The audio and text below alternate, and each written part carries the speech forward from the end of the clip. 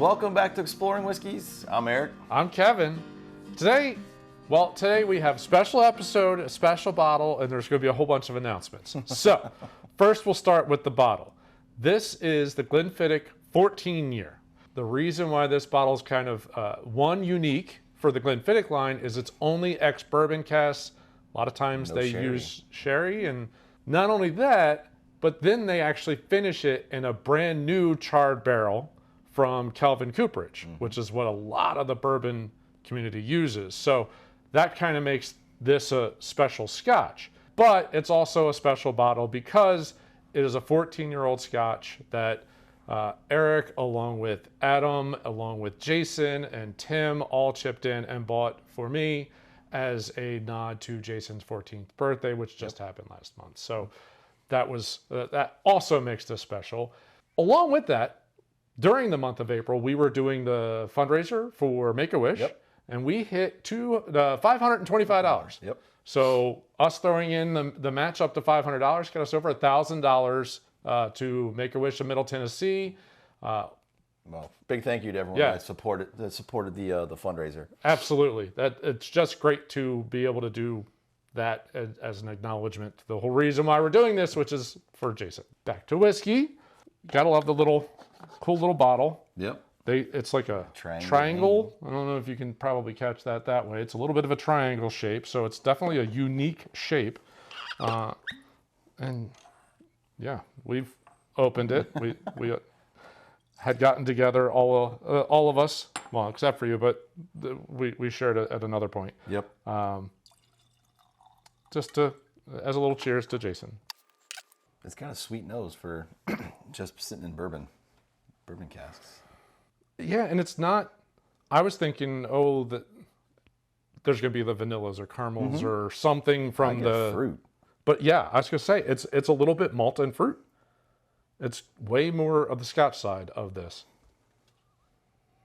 Very nice, easy on the nose. It's not harsh. There's no sharp notes to it. It's 86 proof. Oh, banana. I would agree with that. That's one of the fruit notes. Not picking up much of a spice or anything like that. Just the honey, the malt, fruit. Yeah. Very sweet on the palate. Strong vanilla aftertaste for me. Yeah, there is a vanilla note there. Got a little bit of a spice. A little bit of a little burn in the back. Yeah, there's a spice of something. It is 86 proof. So it's just a touch higher than most Scotches. Yeah. I wonder if there's I don't know how long it's finished in the charred barrel. I wonder if there's a little bit of a char note to that. Man, the tongue is just tingly. Sweet though. Yeah. Just like you can't get rid of the sweetness.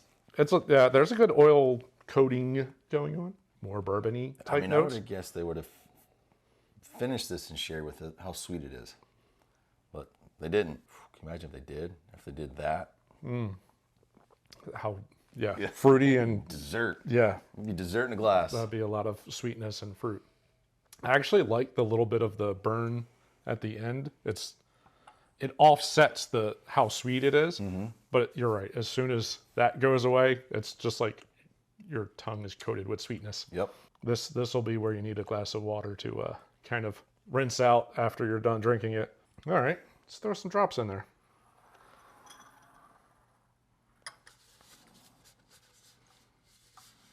Let's hope there'll be some tidbits of information. There's a whole lot of writing on there, but it's more. Yeah.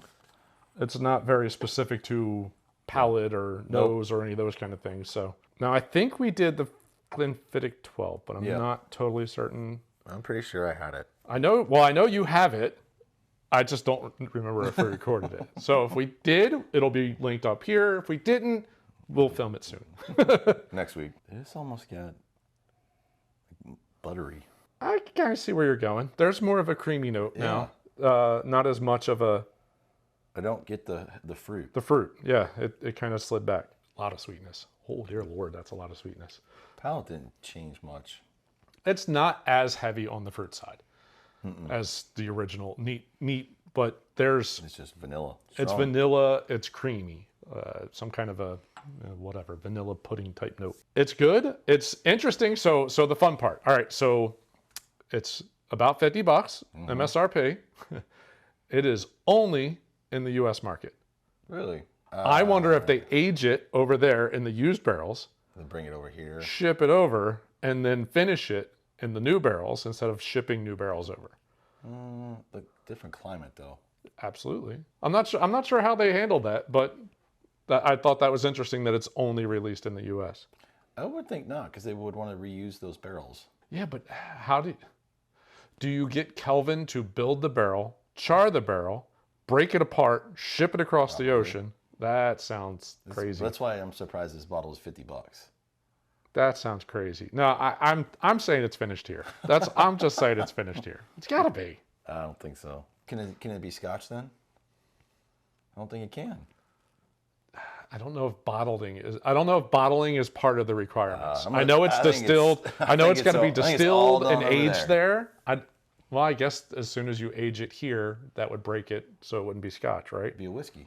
It'd be a world whiskey of some sort. I think because then they just reuse those barrels, then get reused with something else. Yeah. The circle of life. There is a little bit of a spice. I'm going to say probably barrel note. It's not anything coming in there, but I like that. Like it's a good offset to all the sweet notes in there. I mean, obviously I knew we were getting this bottle for you, but I knew what the price, but didn't really know the backstory behind it. But now, the steps they go, I'm surprised it's only $50. Yeah, I would agree. I mean, just the fact that they're doing a finishing, so that's double barreled. In bourbon world, that's going to add like a good $10-15 to the price of the bourbon.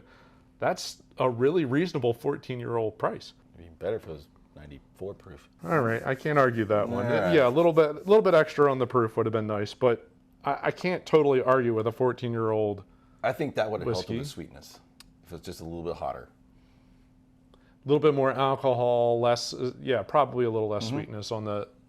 And again, like I keep saying, that barrel note is a good offset. Ethanol would have been a good offset as well. Yep, solid bottle. Yeah, $50. I will definitely buy it again.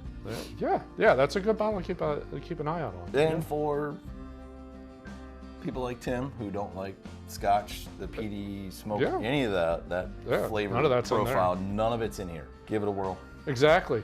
And I'll just say thank you again to You're Eric, welcome, Adam, Jason, Tim. Thank you guys. Appreciate it.